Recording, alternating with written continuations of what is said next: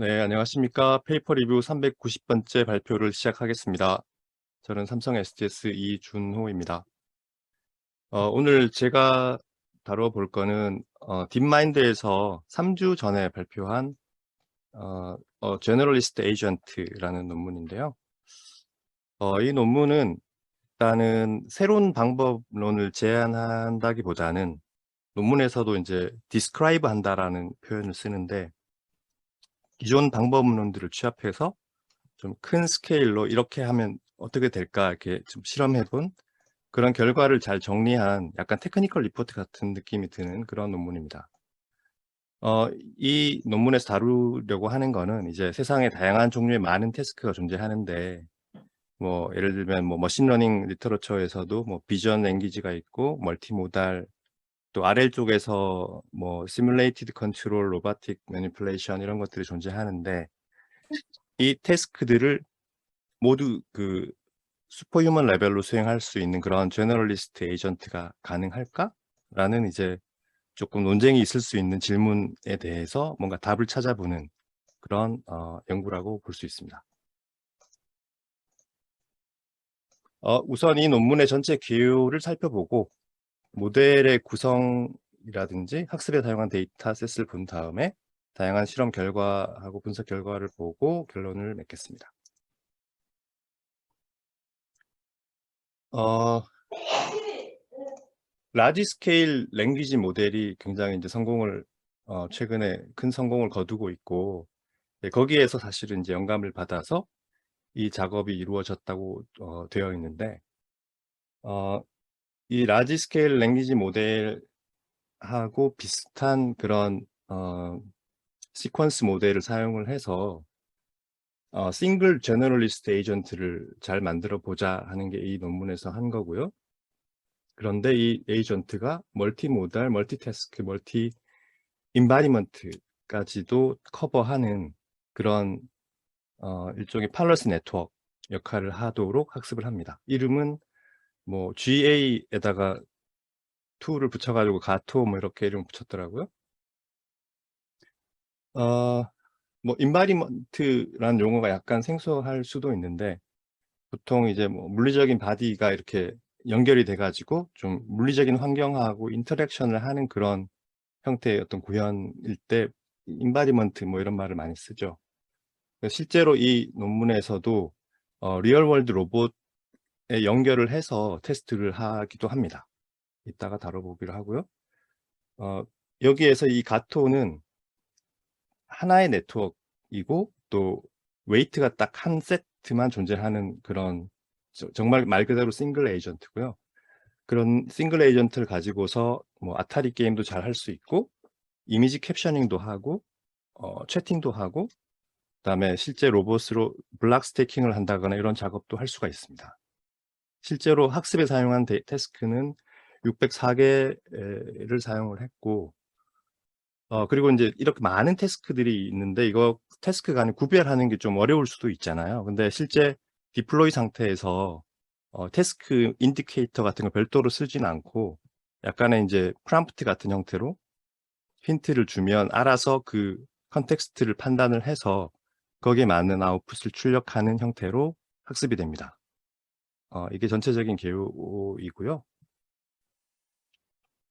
이 논문은 그래서 인제 어떤 방법론적인 나블티가 있는 건 아니고 기본적으로 한 3 가지 정도의 하이포테시스를 가지고 진행을 하고 있습니다. 우선 첫 번째는 단일한 어떤 에이전트, 여기서는 인제 뉴럴 시퀀스 모델을 쓰는데 이거를 어 큰 그 다양한 많은 태스크에 대해서 잘 수행할 수 있도록 학습을 시키는 게 가능할 거다라는 게 기본 가정이고요. 그리고 인제 그거를 아울러서 이제 약간의 그 추가 데이터로 파인 튜닝을 해 주면 훨씬 더 많은 태스크에도 잘 될 거다라는 기본적인 아이디어를 갖고 있습니다. 그다음에 두 번째로는 이제 이러한 그 에이전트를 뭐 데이터라든지 컴퓨트라든지 파라미터에서 스케일업을 해 주면 그러면은 퍼포먼스를 유지하면서 훨씬 더 다양한 그런 뭐 태스크 비헤이비어 인바디먼트에 대해서 다 커버할 수 있는 그런 제너럴리스트가 될 수 있을 거다라는 가정을 또 갖고 있습니다. 그리고 마지막으로는 이제 이게 왜 잘 되느냐에 대한 어떤 설명을 좀 해 보려고 하는 부분인 것 같은데, 여기 기본적으로 내추럴 랭귀지 데이터셋이 학습에 사용이 되는데, 이게 어떤 커먼 그라운딩으로 작용을 하는 게 아닐까라고 이제 어 가정을 하고요. 그래서 이거를 사용하지 않았을 경우에 도메인 A to B 이렇게 조합이 굉장히 콤비나토리얼한데 그런 거에 상관없는 제너럴라이제이션이 되는 것 같다라는 가정들을 가지고 진행을 하고 있습니다. 전체적인 어프로치를 보면 이 가토는 단 하나의 뉴럴 시퀀스 모델을 사용을 하고요. 여기에서 최종적으로 선택된 모델은 1.2 빌리언 파라미터를 가진 트랜스포머를 사용을 하고 있습니다. 그리고 이제 학습을 할 때 좀 단순하게 하기 위해서 오프라인으로 순수하게 슈퍼바이즈드 러닝으로 학습을 하게 되고요. 그럼에도 불구하고 인제 주석을 달기를 이거를 뭐 향후에는 RL로도 학습을 하는 게 가능할 거다. 못할 이유가 없다라는 얘기를 같이 하고 있습니다. 아마도 처음에 이 연구를 시작했을 때는 요즘 좀 아 일 RL 쪽에서 핫한 오프라인 RL을 아마 고려하지 않았을까 싶은데, 요거는 지난주에도 잠깐 다루셨었죠.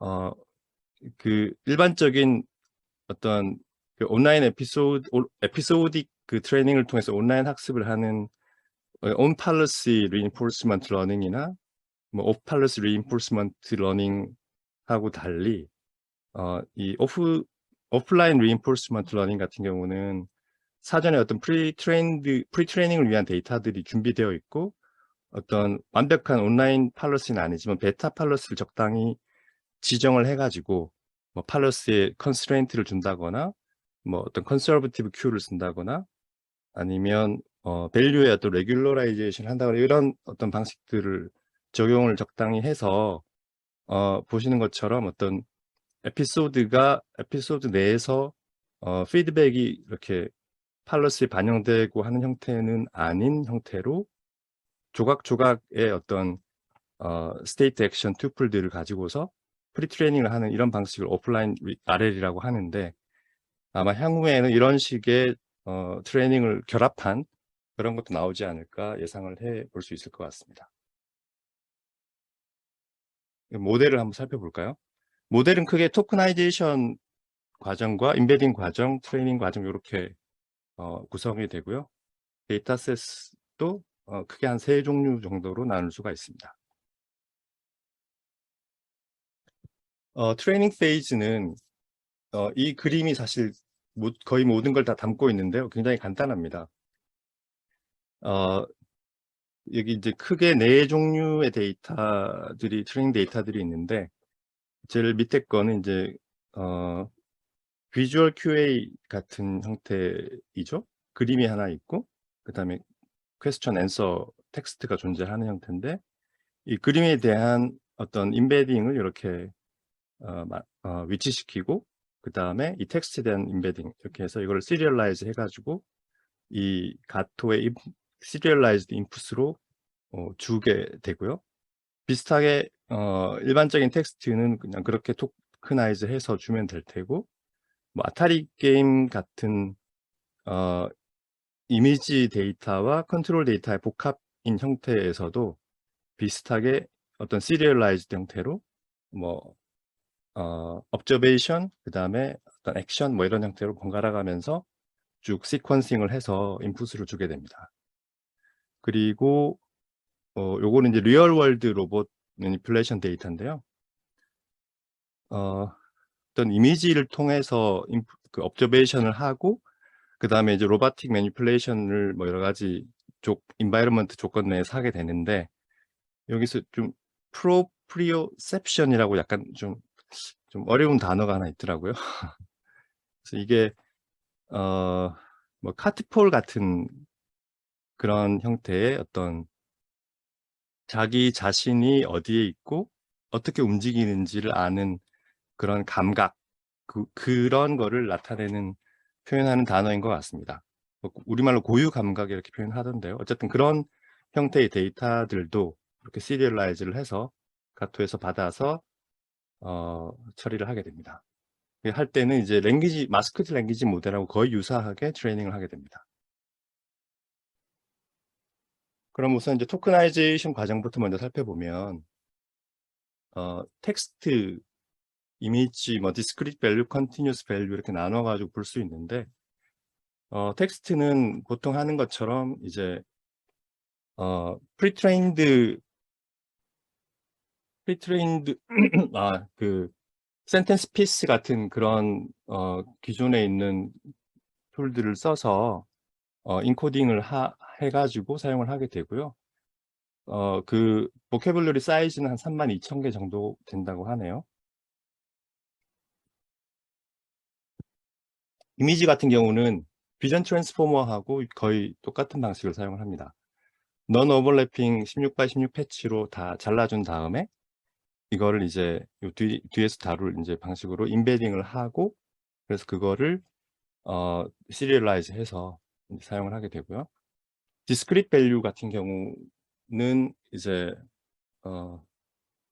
이것도 그냥 주로 컨트롤 데이터에 해당하겠죠. 뭐 아타리 같은 데에서 뭐 버튼을 프레스한다거나 이런 거에 해당할 텐데, 이것도 1024개의 어떤 디스크리타이즈드 밸류 중에 하나로 매핑이 되어서 플래트닝이 될 수 있고요. 컨티뉴어스 밸류는 주로 이제 플로팅 포인트 밸류로 나타나는 값들이 일 텐데, 이거는 이것도 이제 플래트닝하고 시퀀스를 바꾸게 되는데, 요거를 이제 디지타이즈를 해 주기 위해서 하기 전에 뮤로 인코딩이라는 걸 적용을 합니다. 이게 조금 생소한 분도 있으실 텐데, 뮤로는 이제 그 통신하는 분들은 잘 아시죠. 디지털 통신에서 8빗 PCM에서 주로 사용되는 방식인데, 간단하게 이야기를 해보면 오디오 시그널 같은 그런 어떤 실수 값의 어떤 좀 레인지가 다이내믹하게 이런 상황일 때 그 레인지를 특정 영역으로 줄여 가지고 SNR을 높여주는 그런 컴펜딩 알고리즘 중에 하나죠. 이게 웨이브넷에서도 사실 그 사용이 됐던 방법이기도 합니다. 여기서는 이제 -1에서 1 사이의 값으로 인코딩을 시켜주게 되고요.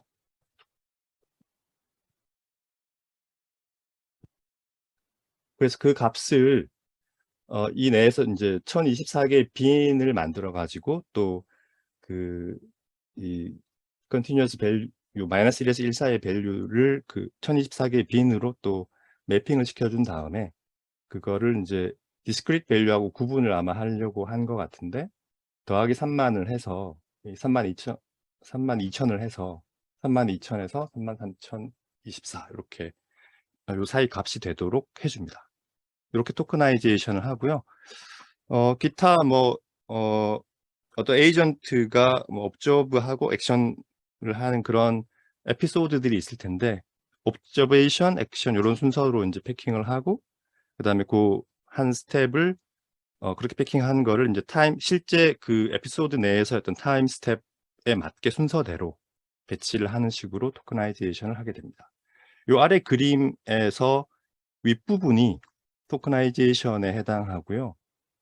그다음에 사실 여기 임베딩이 같이 섞여 있는 그림이라서 뒤쪽을 먼저 보겠습니다. 이렇게 토크나이제이션을 한 다음에 이제 그리고 인제 시리얼라이즈가 된 다음에 이거를 임베딩 펑션을 통해서 네트워크에서 다룰 수 있는 형태로 인제 변환을 하게 되는데, 뭐 텍스트나 그러니까 이미지를 제외한 모든 모달리티 같은 경우는 룩업 테이블을 사용해서 임베딩을 합니다. 이 룩업 테이블은 뭐 텍스트 같은 경우에 뭐 워드 투 백처럼 프리트레인드 임베딩을 사용해서 매핑을 하는 거라고 생각하시면 될 것 같고요. 거기다가 각 토큰별로 이제 그 실제 로컬 포지션에 해당되는 그 시리얼 넘버를 이제 포지션 인코딩을 붙여서 최종적인 임베딩을 하게 되고, 이미지 같은 경우는 이제 그 요 아래 그림처럼 레지넷 한 블락을 가져와 가지고 임베딩에 사용을 합니다. 그 이미지 패치를 이제 인풋으로 주면 이게 이제 레즈넷 버전 2 기준의 그 구조라고 하는데 요렇게 어쨌든 처리를 해서 최종적으로 나온 애를 이제 그 임베딩으로 사용을 하게 되고, 여기에 그 이미지 내에서의 어떤 그 포지션들이 컬럼 로우에 대한 포지션이 존재할 텐데, 그걸 여기서 보는 것처럼 이런 식으로 약간의 좀 디테일한 규칙을 추가적으로 적용을 해서 최종적으로 임베딩을 만들게 됩니다. 그래서 이 두 가지를 합친 과정이 이제 요렇게 이미지 같은 경우는 이렇게 흘러가고, discrete action, 그다음에 뭐 proprioception, continuous action 각각에 대해서 토크나이즈하고 임베딩하는 과정들이 이렇게 비주얼라이즈가 되어 있고요. 그런 다음에 이제 트레이닝인데, 트레이닝은 그냥 오토 리그레시브 트레이닝을 합니다. 굉장히 간단한데 그러니까 결국 이제 L번째 어떤 출력을 샘플링 할 때 그 이전에 나온 것들 기준으로 해서 프로바빌리티 체인 룰을 적용을 해 가지고 샘플링을 해 주게 되고, 그래서 전체적인 조인트 프로바빌리티는 그거에 인제 그 합으로, 예, 로그가 붙어 있으니까 합으로 인제 그 표현이 되겠죠. 그래서 거기다가 이제 그 전체 배치 내에서의 로스를 계산을 할 때는 이제 그 마스킹 펑션을 하나 붙여 줘서 샘플된 그 L번째 토큰이 실제 그 텍스트에서 그 해당되는 값이거나, 그러니까 그라운드 트루스에 해당하겠죠. 혹은 뭐 컨트롤 데이터면은 그 컨트롤 시뮬레이션 데이터의 어떤 그 로그에서 해당되는 어떤 액션의 그 위치 똑같은 게 나왔거나 하면은 1 값이 되고, 아니면 0이 되는 그런 간단한 마스킹 펑션이고요. 그래서 요걸 가지고서 전체 배치에 대해서 또 다시 계산한 걸 서메이션을 하고 요 마이너스가 붙겠죠. 예. 그렇게 해서 전체적인 로스가 계산이 됩니다. 그래서 요거 가지고 모든 모달리티 데이터셋에 대해서 학습을 진행을 하게 되고요. 네트워크 아키텍처는 그래서 크게 임베딩 하는 부분, 그다음에 시퀀스 모델링 하는 부분, 이 두 가지로 이루어지게 됩니다. 이 시퀀스 모델링 하는 부분에는 1.2 빌리언짜리 파라미터를 가지는 디코더 온리 트랜스포머가 사용이 되고요. 디테일한 구조는 뒤에 또 나오니까 그때 다시 한번 보도록 하겠습니다. 그리고 이제 배치 샘플링을 할 때 이 데이터셋 종류 그 태스크가 600개가 넘으니까 굉장히 좀 신경을 써야 되는데, 서브 시퀀스를 그 대략 유니폼하게 도메인 간에 서로 바꿔가면서 계속 샘플링을 해서 학습을 한다고 합니다. 아타리에서 샘플링을 했으면 그다음에 매시브 웹에서 하고 뭐 이런 식으로 하겠죠. 그리고 이제 태스크 간에 이게 어떤 태스크에서 온 데이터인지 모르는 상태에서 출력을 내야 되잖아요.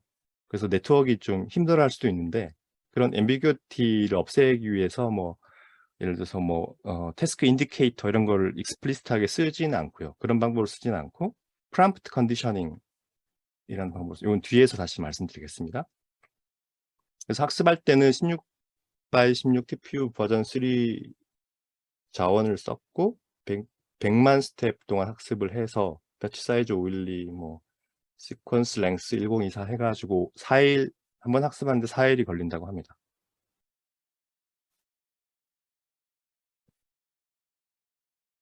그리고 이제 요렇게 해서 디플로이 된 거를 디플로이 할 때 이제 프롬프트 컨디셔닝이라는 게 또 똑같이 쓰이는데, 이 프롬프트 컨디셔닝은 뭐 다른 건 아니고 뭐 GPT나 뭐 이런 데에서 처음에 프롬프트를 주고 그다음부터 인제 제너레이션을 해 주게 되잖아요. 똑같은 방식이고요. 실제로 그걸 사이트하고 있기도 합니다, 본문에서. 트레이닝 할 때도 하고 테스트할 때도 하고, 테스트할 때처럼 똑같이 디플로이 상태에서도 이걸 사용을 하게 되는데요. 일단 그 테스트나 디플로이 할 때를 보면 그 해당 태스크에서 그 좀 성공적으로 잘 어떤 최종 고을을 완벽하게 수행했거나 거의 근접하게 수행한 그런 에피소드들이 있을 거잖아요. 그거를 먼저 데몬스트레이션을 이렇게 쫙 보여줍니다. observation, action 이렇게 구성되어 있겠죠. 그래서 쫙 흘려주면 그 다음에 이제 위에서 실제 그 environment에서 샘플링된 observation이 들어오게 되고, 그럼 앞에 요거를 참조해서 얘가 그 다음에 액션을 만들어내게 됩니다. 그러면 이 만들어진 액션이 다시 environment로 전해져야 되는데, 지금 인코딩이 돼 있으니까 이거를 그 앞에서 다뤘던 그 토크나이제이션 방식의 반대 방향으로 풀어준 다음, 디코딩을 한 다음에 environment로 보내주게 되고, 그러면 이제 그걸 가지고 environment가 다시 어떤 새로운 변화된 스테이트가 생성이 되겠죠. 그래서 그걸 new observation으로 다시 에이전트한테 주게 되고, 다시 또 액션을 하게 되고, 뭐 이런 식으로 쭉 흘러가게 되고요. 트레이닝 할 때는 이걸 매번 이렇게 프롬프트를 하진 않고 전체 배치에서 25%에 해당하는 시퀀스에만 적용을 한다고 해요.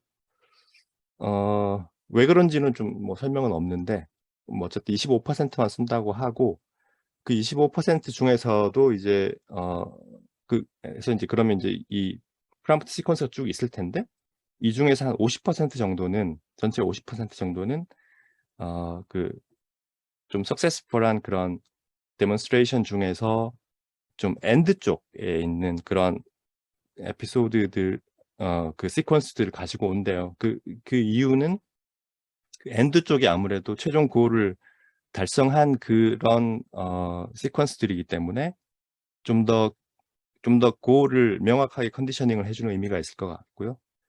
나머지 50%는 그냥 랜덤하게 샘플링을 해서 붙여가지고 이 프롬프트 컨디셔닝을 해준다고 합니다.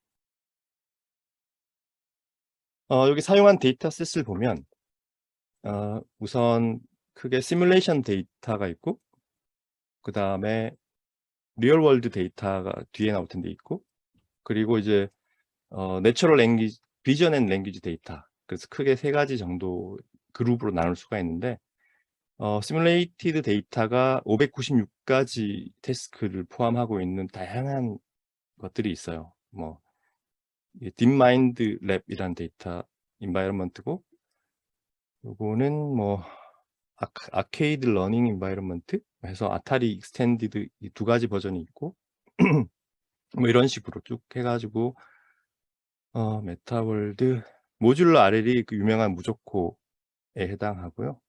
뭐 이런 식으로 이 시뮬레이티드 컨트롤 환경이 전체 대다수를 차지하고 있죠. 대충 여기 사용된 그 제공되는 토큰 수가 대충 이 정도 1.5 테라라고 하니까요. 그리고 비전 랭귀지 쪽은 이제 뭐 매시브 텍스트, 뭐 M3W 얼라인 뭐 이런 것들을 쓰고요. VQA 데이터도 있고 네, 쓰는데, 여기 보면 샘플 웨이트라고 하는 게 있습니다. 아까 배치할 때 도메인별로 대략 유니폼하게 샘플링 한다고 했는데, 대략이라고 한 이유가 실제로는 좀 웨이팅이 있다라고 해요. 그래서 좀 데이터 퀄리티가 좋은 데이터셋에 좀 더 웨이트를 줘가지고 학습을 했다라고 합니다. 그래서 아마 이게 웨이팅이 높은 애들은 좀 퀄리티가 좋은 데이터셋인가 봐요. 그렇게 해서 학습을 했다라고 합니다. 그리고 이 시뮬레이티드 컨트롤 태스크가 데이터 인바이러먼트만 있으면 안 되고, 실제 어떤 인터랙션에 의해서 옵저베이션에 대한 액션 이런 것들이 계속 있어줘야 되는데, 그거를 이제 엑스퍼트를 사용을 해서 쭉 시뮬레이션 데이터를 생성을 해주는 거예요. 그래서 데이터별로 각각 그 소타 내지는 리얼 소타에 해당하는 애들을 가지고 와서 적용을 했다라고 하고요. 뭐 뮤즐리, D4, PG, MPO, 임팔라, R2D2 이런 주옥 같은 유명한 알고리즘들이 그 엑스퍼트로 사용이 됐다라고 하고, 그리고 이제 그 전체 에피소드 중 이렇게 시뮬레이션에서 만들어진 그 에피소드들 중에서 다 쓰는 것보다는 그 중에서 엑스퍼트 리턴, 여기서 리턴은 RL 그 리터러처에서 쓰는 용어인데, 뭔가 했을 때 그 액션 후에 받는 어떤 거를 이제 리워드라는 표현을 쓰잖아요. 근데 그게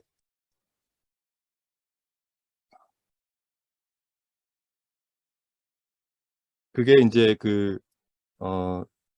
터미널 스테이트까지 쭉 갔을 때 계속 누적했을 때 최종적으로 얻게 된 리워드가 인제 궁금한 건데 거기에 타임 스텝별로 어떤 어 스케일링을 해 주고 그걸 쫙 서메이션한 전체 웨이티드 서메이션 오브 리워드를 리턴이라고 이야기를 하죠. 그래서 그 리턴 엑스퍼트가 얻은 리턴의 한 80% 정도를 달성한 그 에피소드들만 따로 필터링을 해 가지고 사용을 할 때 더 성능이 좋았다라고 합니다. 어 그래서 이 윈도잉을 해 가지고 최소 1000 에피소드 이상의 그 1000 스텝 이상의 어떤 윈도우를 가지고서 쭉 이렇게 윈도잉을 하면서 그중에서 이 엑스퍼트 리턴 조건을 만족시키는 걔네들만 추려내 가지고 전체의 대략 한 10% 정도가 되도록 전체 태스크의 10% 정도가 되도록 그렇게 데이터를 수집을 했다고 하고요. 그리고 이제 비전 랭귀지 데이터셋 같은 경우는 그 이것도 약간의 에피소드처럼 만들어 줘야 되니까 그렇게 하기 위해서 총 이미지 텍스트 페어를 5 개를 샘플링을 해 가지고 쭉 시리얼라이즈를 해서 길이 L이 되도록 시퀀스 길이 L이 되도록 피팅을 해 가지고 사용을 했다고 합니다.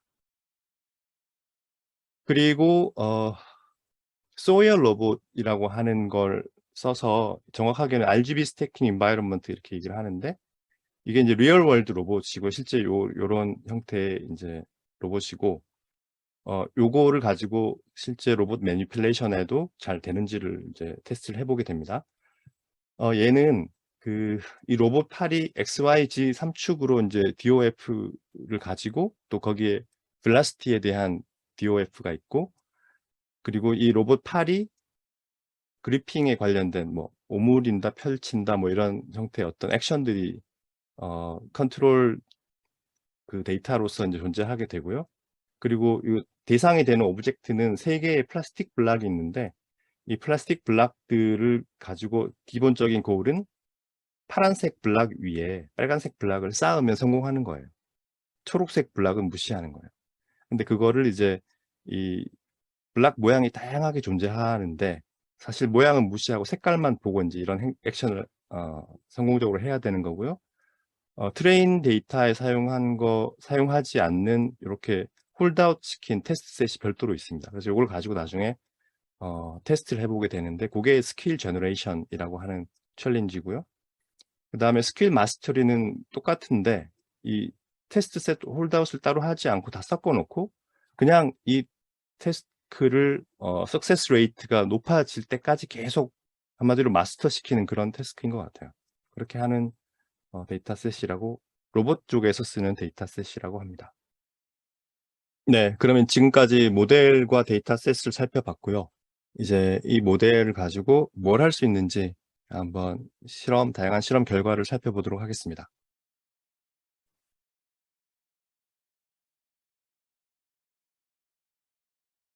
어 이게 가장 먼저 나오는 테스트 실험 결과인데요. 그 전체 시뮬레이티드 데이터 태스크 들에 대해서 어 전체적인 결과 어그리게이티드 결과를 보여주는 데이터인데요. 이 왼쪽 Y축은 어떤 스레시홀드가 있어서 이 가토가 가토로 태스크를 수행했을 때 스레시홀드를 만족하는 그 개수 그러니까 시뮬레이티드 데이터가 596 개니까 596개 중에 몇 개나 그 스레시홀드 충족했는가 하는 걸 보여주는 거고요. 이 X축이 그 스레시홀드에 해당하는 값들인데 이 스레시홀드는 각 태스크별로 설정된 엑스퍼트가 얻은 그 스코어 대비 몇 퍼센트까지 스코어를 얻었는가 노멀라이즈드 스코어인데요. 를 해서 뭐 20% 정도 얻었으면 그때 전체 누적해서 성공한 태스크 수가 약 500개 정도고 뭐 이런 식으로 플라팅이 된 거고 여기 색깔은 시뮬레이티드 데이터를 이제 그룹핑을 해 가지고 그룹별로 몇 개씩 성공했는지 보려고 한 것 같아요. 그래서 결국 이 색깔에 해당하는 이 두께가 그 그 축의 그 threshold를 만족하는 성공한 태스크의 개수를 인제 표현하는 걸로 보시면 되고요. 그래서 대략 한 60% threshold에서 성공한 게 한 400 개에서 450개 사이 정도 되죠. 그래서 이 정도의 인제 결과가 나왔는데, 중요한 거는 이게 이 모든 결과가 파인 튜닝 없이 앞에서 봤던 그런 트레이닝 과정을 거친 그 싱글 모델 그 상태에서 그대로 그냥 했을 때 나온 결과라는 거예요. 그 점을 좀 강조를 하고 있고요. 그리고 그다음에 요 두 번째 있는 표는, 요거는 아까 스킬 제너레이션 그 그림을 봤었는데, 그거를 수행을 했을 때 총 5 가지 그룹의 태스크가 그 서브 태스크가 있는데, BCIMP라고 하는 소타크 베이스라인인 것 같아요. 이거하고 인제 비교를 해 봤습니다. 해 봤을 때 그룹 2 에서 쪼끔 떨어지긴 하는데, 나머지는 전부 다 비슷하거나 혹은 좀 차이가 크게 앞서는 결과를 보여주고 있습니다. 상당히 그러니까 실제 리얼 월드 어떤 태스크에도 잘 동작한다라는 걸 보여주는 결과라고 할 수 있고요. 그다음에 요거는 이미지 캡셔닝입니다. 가토가 얼마나 캡션을 잘 만들어 내는지 한번 감상해 볼까요? 전체적으로 대체로 잘 생성을 하는 것처럼 보이는데, 이 여기서 중요한 거는 이 저자들이 강조한 건데, 요거는 이제 MS 코코의 헬드아웃 그 이미지에 대해서 앞 그 헬드아웃 데이터 앞쪽에서 보여지는 이미지에 대해서 이 캡셔닝을 시킨 거고, 그 캡셔닝 한 거 중에서 제일 처음 나오는 3 개를 체리 피킹 없이 그냥 무조건 나열한 거래요. 그래서 체리 피킹을 하지 않았다는 점을 강조를 하고 있는데, 제가 대충 살펴봤을 때 쪼끔 이상한 게 인제 요 그림. 요 그림이 사람이 봐도 약간 좀 헷갈릴 만한 그림이잖아요. 그래서 좀 디스크립션이 그렇게 좋은 것 같진 않아요. 그리고 요 두 번째 그림도 쪼끔, 예, 어렵게 보이는 좀 이상한 캡셔닝을 하고 있습니다. 근데 그 외 나머지는 대체로 뭐 피칭하고 있고, 뭐 피자 먹고 있고, 애들이 무난하게 꽤 잘 캡셔닝을 하고 있는 것 같고요. 요거 할 때는 이제 템퍼러처를 0.9를 주고 샘플링을 했다고 합니다. 그다음에 다이얼로그 제너레이션인데요. 요거는 핸드 픽트한 결과라고 해요. 그런데 인제 챗봇하고 실제 요 파란색이 어떤 챗봇인지는 얘기는 안 돼 있는데, 챗봇하고 에서 받아서 요 G가 이제 가토가 생성한 그런 대화가 되는데요. 어 뭐 픽션 북 레커멘데이션 뭐 있니 뭐 이렇게 물어봤을 때 뭐 몇 가지 책 얘기를 합니다. 그리고 그 내용을 물어봤을 때 대답을 꽤 뭐 잘하는 것 같고요. 약간 좀 이 뒤쪽에 가면은 쪼끔 피상적인 얘기를, 예, 좀 하는 것 같긴 한데, 뭐 대체로 잘하는 것 같고, "블랙홀 설명해 줘." 하니까 이거를 약간 "질문이 이거니?"라고 딱 재정의를 한 다음에 꽤 그럴듯하게 설명을 해 주고, 알파폴드에 대해서도 설명을 잘합니다. 근데 이 보면은 "파리 수도가 어디야?"라고 했는데 마르세유라고 틀린 사실 얘기를 하죠. 뭐 사람도 틀릴 수 있으니까요. 뭐 어쨌든 그래서 뭐 전형덕스럽게 계속 이어진 대화를 하는데, 또 다시 하면은 또 잘 대답할 때도 있고 그렇습니다. 그래서 저자들은 뭐 이거는 스케일링을 좀 더 하면 랭귀지 모델에서 그런 것처럼 임프루브 될 수 있는 부분이라고 보고 있고요. 음 그리고 이제 이 가토가 실제로는 3 가지 버전으로 학습이 됐는데, 요게 이제 메인 가토에 해당하는 1.2 빌리언짜리고, 좀 더 작은 한 3분의 1 정도 되는 364 메가짜리, 그다음에 훨씬 더 작은 79 메가짜리 3 가지 버전으로 트레이닝을 했다라고 해요. 그래서 어 요게 그 인 디스트리뷰션 데이터에 대한 어 결과를 각 태스크별로 일단 민을 스코어 민을 다 구하고, 그다음에 모든 태스크에 대해서 그 매크로 에버리지를 취한 결과를 가지고 플라팅을 한 거래요. 그렇게 했을 때 이게 오더가 1,000억 이죠. 1,000억 1000억 개 정도의 토큰을 쓸 때 인제 상당히 좀 안정적인 수준까지 성능이 올라가게 되고, 그다음에 쭉 이렇게 계속 꾸준히 올라가는데 보면은 1.2 빌리언짜리가 다른 거에 비해서 안정적으로 계속 그 격차를 보여주는 성능을 이제 내고 있습니다. 그 마지막에 364 메가짜리가 살짝 치고 올라가는 게 쪼끔 찝찝하긴 한데 네, 거기에 대한 언급은 없고 어쨌든 안정적으로 스케일링 롤을 보여주고 있다라고 얘기를 하고 있고요. 아웃 오브 디스트리뷰션 태스크에 대해서도 테스트를 해 봅니다. 질문을 이렇게 하더라고요.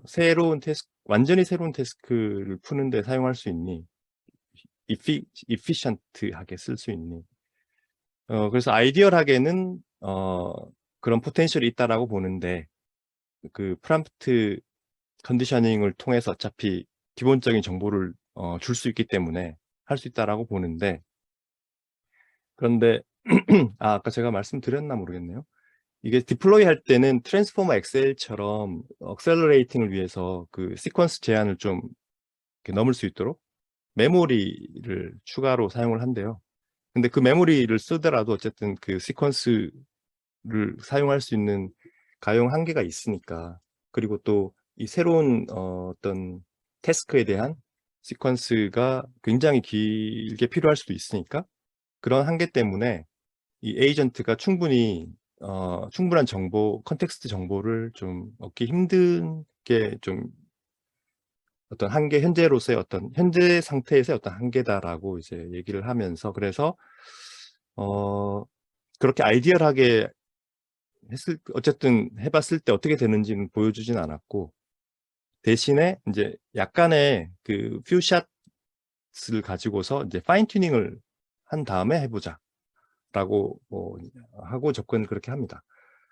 그래서 그렇게 파인 튜닝한 그 모델을 가지고 그 특정 아웃 오브 디스트리뷰션 태스크 스페시픽하게 파인 튜닝을 하는 거죠. 그렇게 하기 위한 데이터셋으로 이렇게 4 가지를 선정을 해서 인제 그 파인 튠하고 기존에 프리트레인에 전혀 안 썼던 데이터들이라고 해요. 해 보면 일단 요 처음 2 가지는 그 모든 데이터를 다 써서 프리트레이닝을 한 게 이 주황색인데, 요 지금 얘네들이 컨트롤 데이터잖아요. 컨트롤 데이터만 아 만 관련된 데이터만 가지고 프리트레이닝을 한 게 초록색. 그다음에 컨트롤 데이터만 빼고 나머지만 가지고 뭐 비전 랭귀지 같은 것만 가지고 한 게 요 파란색 요렇게 되는데, 그리고 빨간색은 from scratch로 한 거. 요 처음 2 개는 어느 정도 예상 내지는 기대치처럼 모든 데이터를 다 써서 프리트레인 한 게 few shot 파인 튜닝 했을 때도 굉장히 급속히 빠른 속도로 그 엑스퍼트에 근접하는 결과가 나오는 걸 볼 수 있습니다.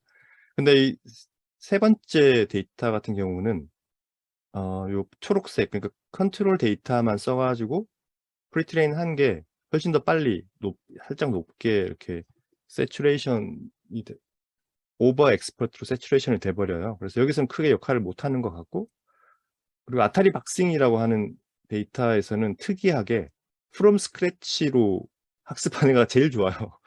거의 뭐 랜덤하게 결과가 나온.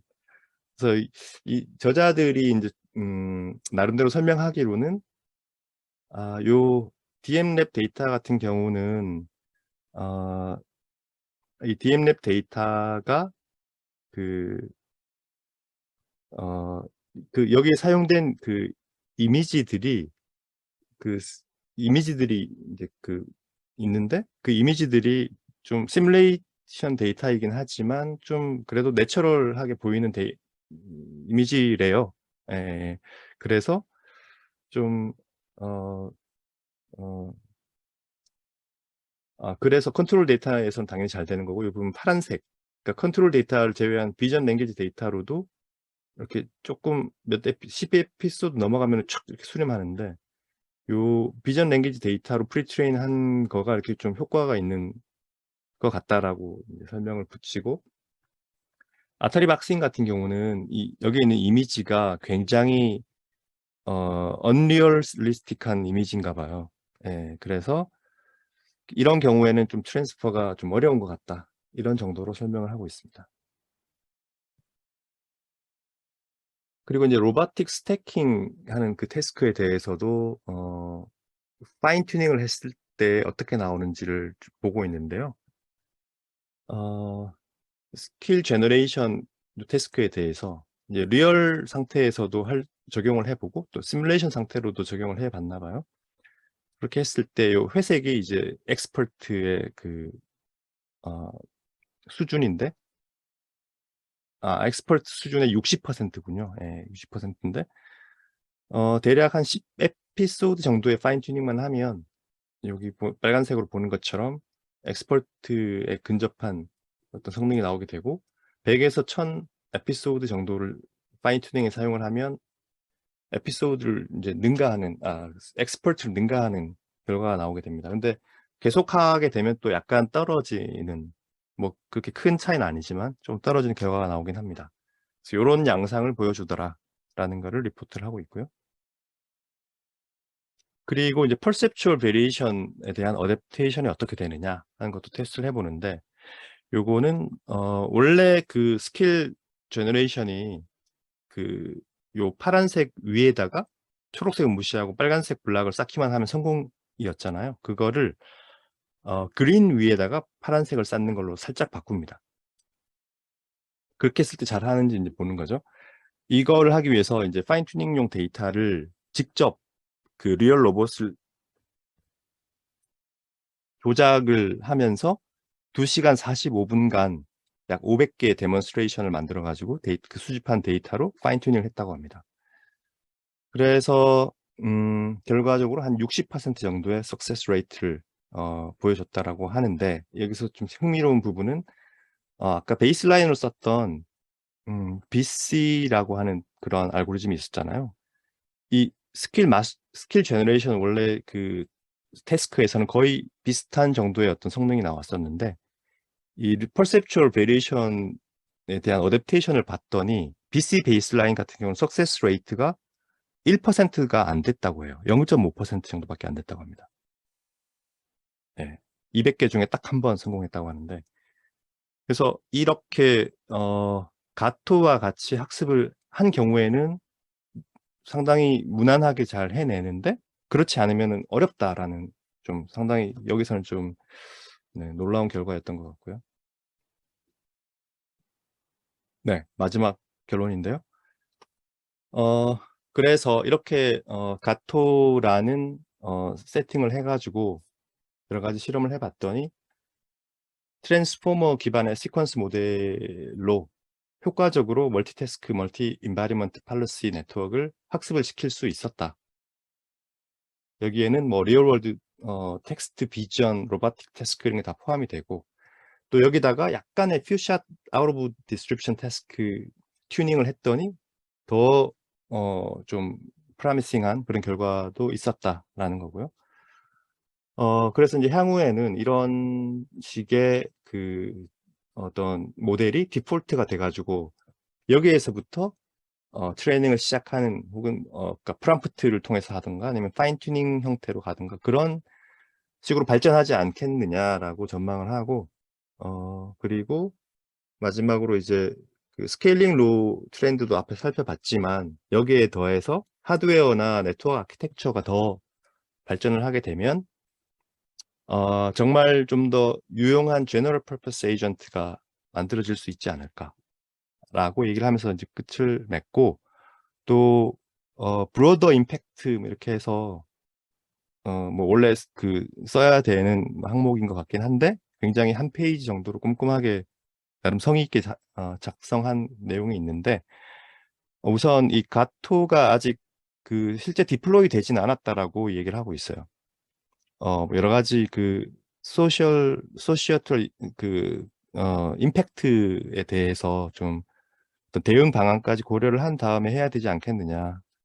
뭐 이 기본적으로 뭐 그 챗봇 같은 경우에 어떤 기본적인 문제들을 여기서 그대로 다 상속해서 가지고 있을 수 있는 거고 또 피지컬 월드에 관련된 그런 어플리케이션을 만약에 사용이 된다라고 했을 때 이게 어떤 크로스 도메인 이슈 이런 것 때문에 뭔가 혹은 몰 펑션이 일어나고 뭔가 좀 나쁜 사람에 의해서 악용되는 그런 것들을 어떻게 막을 것인가 뭐 네, 그런 얘기들을 좀 많이 다루고 있고 그래서 결국 어떤 세이프티, 에틱스 뭐 그다음에 그런 쪽에서도 연구가 이런 제너럴리스트 에이전트 연구가 병행해서 필요하고 그리고 더 중요한 거는 일반 대중이 이런 형태의 어떤 연구가 가질 수 있는 리스크하고 또 반대로 또 베네핏에 대해서도 잘 알 수 있도록 할 필요가 있다라는 이야기를 추가하면서 마무리를 하고 있습니다.